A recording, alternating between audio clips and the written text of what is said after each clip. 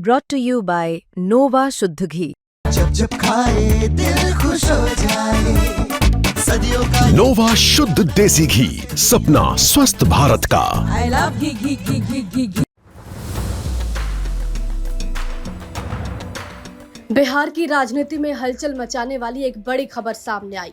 दरभंगा के सिंहवाड़ा थाना क्षेत्र में रहने वाली गुड़िया देवी ने नेता प्रतिपक्ष तेजस्वी यादव, राज्यसभा सांसद संजय यादव, पूर्व विधायक और आरजेडी नेता ऋषि मिश्रा और कांग्रेस के पूर्व प्रत्याशी मस्कुर अहमद उस्मानी के खिलाफ प्राथमिकी दर्ज कराई है। गुड़िया देवी ने आरोप लगाए हैं कि उनसे माई बहन योजना का फॉर्म भरने के नाम पर 200 रुपए लिए गए। इस योजना में 2500 रुपए का लाभ देने की बात कही गई थी। महिला का कहना है कि फॉर्म भरने के दौरान उनसे आधार कार्ड नंबर, बैंक खाता संख्या और मोबाइल नंबर भी लिए गए। गुड़िया देवी का आरोप है कि ये योजना नेताओं के नाम पर चलाई जा रही थी और भोली भाली महिलाओं को गुमराह कर उनसे पैसे लिए जा रहे हैं। महिलाओं ने इस मामले में सिंहवाड़ा थाने में लिखित शिकायत दर्ज की है।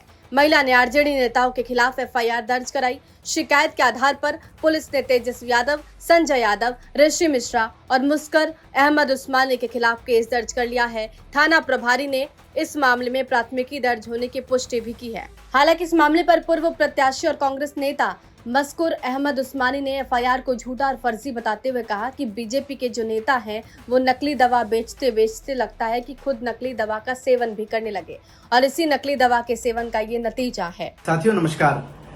भाजपा के जो नेता हैं वो डुप्लीकेट दवा बेचते नकली दवाइयों का सेवन भी करने लगे हैं, ऐसा लग रहा है।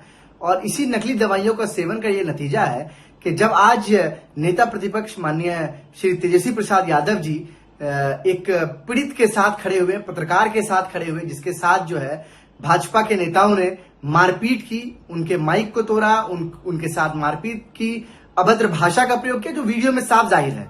उसके बाद जब इनको कुछ समझ में नहीं आया तो इन्होंने जो है वो आरोप लगाया कि इनके हत्या की साजिश की जा रही है। मैं ये पूछना चाहता हूं भाजपा के नेताओं से कि आप ये बताइए कि सरकार आपकी, क्षेत्र आपका, जिस जगह आप गए वहां से वोट भी आपको ज्यादा मिला, आप बूथ निकाल लीजिए, बूथ निकाल के देख लीजिए, और इस तरह की बात कर रहे हैं तो आप जिन लोगों ने आपको वोट दिया पहले, उनका आप अपमान कर रहे हैं, पहली बात।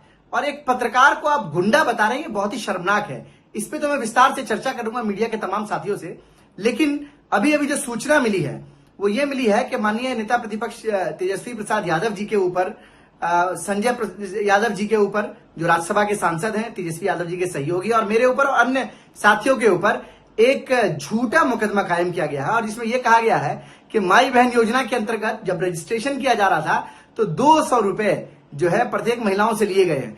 तो ये कितने शर्म की बात है कि जब भाजपा के लोगों को कुछ नहीं मिल रहा है तो वो 200 रुपए का इल्जाम लगाकर तेजस्वी यादव जी के ऊपर, मेरे ऊपर और अन्य लोगों के ऊपर एफआईआर दर्ज कर रहे हैं। ये साफ बौखलाहट है भाजपा की, और मुझे लगता है कि नकली दवाओं का सेवन करने के बाद इस तरह की बौखलाहट जरूर हो रही होगी। और ये साफ जाहिर होता है कि आने वाले चुनाव में भारतीय जनता पार्टी पूरे प्रदेश से इस बार गायब होने जा रही है, और सत्ता से बाहर जब होते हैं तो इस तरह की बौखलाहट मचती है। ये उसी तरह की बौखलाहट है। हम ये बताना चाहते हैं कि हम किसी भी तरह के फर्जी एफआईआर से न डरने वाले हैं, न झुकने वाले हैं। निरंतर हमारा जनसंपर्क जारी रहेगा।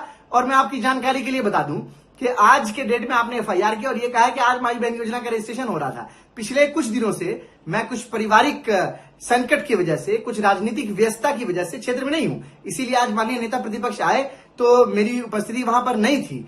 लेकिन निश्चित तौर पर कल से फिर से क्षेत्र के जनसंपर्क में हम लोग रहेंगे, लोगों से मुलाकात करेंगे और तमाम लोगों से बातचीत करेंगे। तो इस तरह का झूठा मुकदमा कायम करने से पहले मैं प्रशासन से भी कहना चाहूंगा कि वो लोग कम से कम तहकीकात कर लें कि कौन लोग कहां कब मौजूद हैं। और 200 रुपए का जो ये आपने लांछन लगाया है, ये तो बेहद शर्मनाक है ही है। और बीजेपी का चाल चरित्र यही है, और इस एफआईआर से आपका चाल चरित्र सामने आया है, जो कि बहुत ही शर्मनाक है। धन्यवाद। फिलहाल पुलिस इस मामले की जांच कर रही है।